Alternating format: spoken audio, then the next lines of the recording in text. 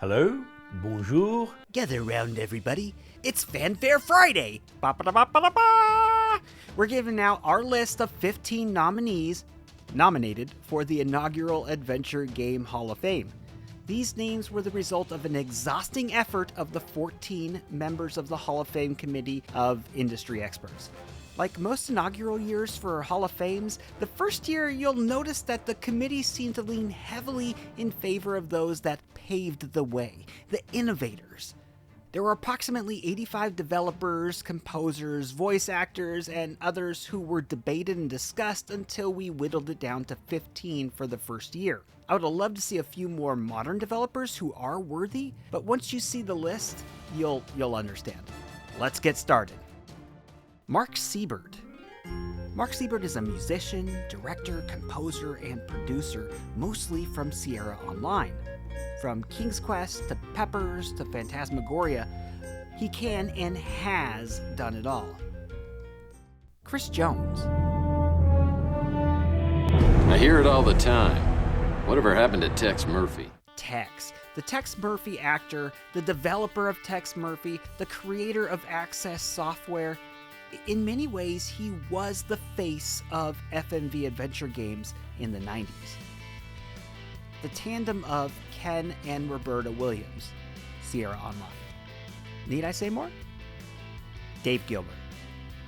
Heavily responsible for keeping the industry going after the golden era began to be less golden.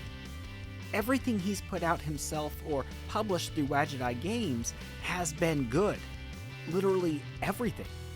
The face of modern adventures. I think it's safe to say that right now. Chris Jones, creator of AGS. We just gushed over Dave Gilbert, but would Dave Gilbert be the Dave Gilbert that we know today without Chris Jones, creator of AGS? Probably, but AGS made it to where modern developers can create modern adventure games. Or should we call them old modern adventures? Chris Jones, creator of Adventure Game Studio. Never sold out either. Josh Mandel. Sierra Entertainment, Legend Entertainment, and recently helped to write for Transolar Games, which we will be discussing shortly.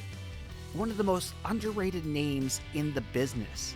He should be mentioned alongside the likes of the Coles, Allo, Two Guys, and others. And today, he is. Speaking of which, Allo.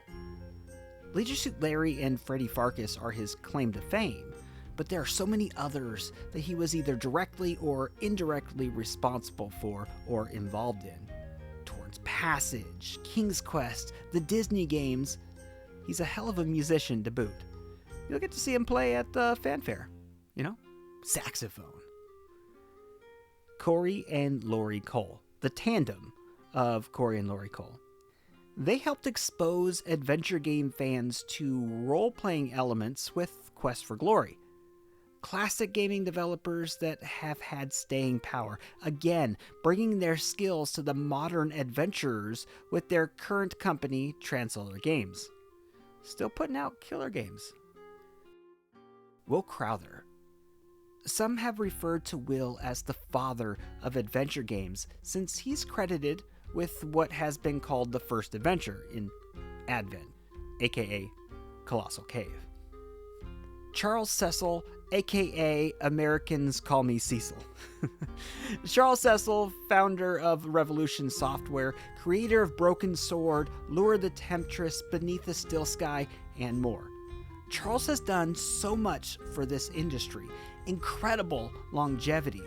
The contributions that Revolution has made toward porting adventure games should not be understated, and he has a whole lot more to his resume than just Revolution Software. Tim Schafer. All you have to do is check out any adventure game fan or website's list of top 10 games to understand why Tim is nominated. His games are there. Top 10s. Day of the Tentacle, Grim Fandango, Full Throttle, and then to a lesser extent, he was responsible for helping with Monkey Island. And that was then. Currently, Tim is the game dev version of a rock star, still churning out major titles that are majorly popular outside of just the adventure game stratosphere. Double Fine, his current studio, churns out hits like Psychonauts, Broken Age, Brutal Legend, and more. Two guys from Andromeda, or Two Guys. Or you can call them by their actual names, Mark Crow and Scott Murphy. Also known as the guys that gave us the Space Quest games. Well, most Space Quest games. The guys that gave us Space Quest. They're funny, they're brilliant, they're nominees for the Adventure Game Hall of Fame. Dave Grossman. Much like Josh Mandel, Dave Grossman has a ton of impressive games directly tied to him, but I don't believe he gets the recognition that he deserves for the sheer volume of incredible games that he co-wrote. He wrote Day of the Tentacle. There's the Monkey Island games, Pajama Sam, and then he was heavily involved in the first incarnation of Telltale. Sam & Max, Bone, Back to the Future, and more. He's still as prominent a figure in adventure gaming as there is, last working with Ron Gilbert creating 2022's Return to Monkey Island. And he's a stand-up guy. Speaking of Ron Gilbert, much like Ken and Roberta Williams, what else is left to say? Ron Gilbert has done more for adventure games than just about anyone. Iconic LucasArts developer, also known for his popular Grumpy Gamer game blog. Besides the obvious Maniac Mansion, Monkey Island, Indiana Jones, he's less known for his equally praised youth games that he made for his company Humongous Entertainment, which made Freddy Fish, Putt Putt, Pajama Sam, kids games. And he's still at it creating adventures for his popular Terrible Toy Box studio. And Jane Jensen, one of the greatest storytellers in all of gaming, not just adventures. Again, the games directly tied to her are a who's who of adventure games. King's Quest VI, Gabriel Knight 1, 2, and 3, and hopefully 4 soon, if we're lucky. And she didn't set with the sun, either.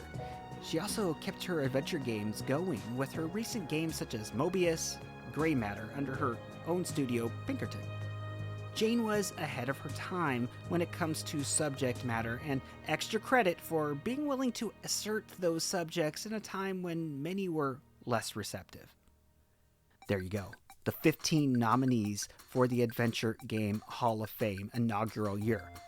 I know who's been voted in, and you'll know on July 27th at the Hall of Fame ceremony, Adventure Game Fanfare.